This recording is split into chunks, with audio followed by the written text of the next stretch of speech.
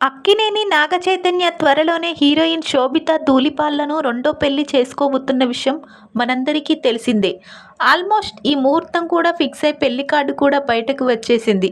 Akkineni family పలువురు star సెలబ్రిటీస్కి పెళ్లి card కూడా ఇచ్చేశారట.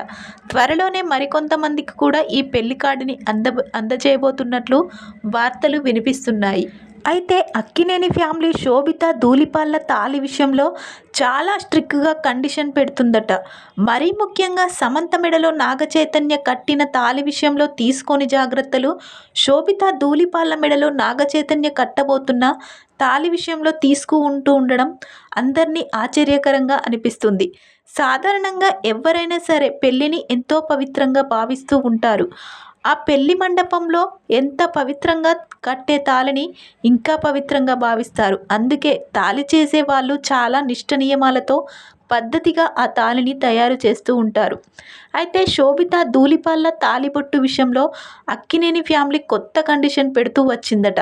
శోభిత మెడలో కట్టబోయే తాళిబొట్టు ఎవరైతే తయారు చేస్తున్నారో వాళ్ళు ఆ తాళిబొట్టు చేస్తున్న రోజు ఉపవాసంతో పూర్తి నిష్ఠ నియమాలతో, అదేవిధంగా దేవుడి సన్నిధిలోనే ఈ విధంగా చెయ్యాలి అంటూ నిర్ణయించుకున్నారట. అదేవిధంగా కండిషన్ కూడా పెట్టారట. అక్కినేని ఫ్యామిలీకి ఎంతో దగ్గరగా ఉండే గోల్డ్ బిజినెస్ ఉన్న ఫ్యామిలీకి శోభిత ధూళిపాళ్ల తాళి చేసే బాధ్యతలను అప్పగించారట.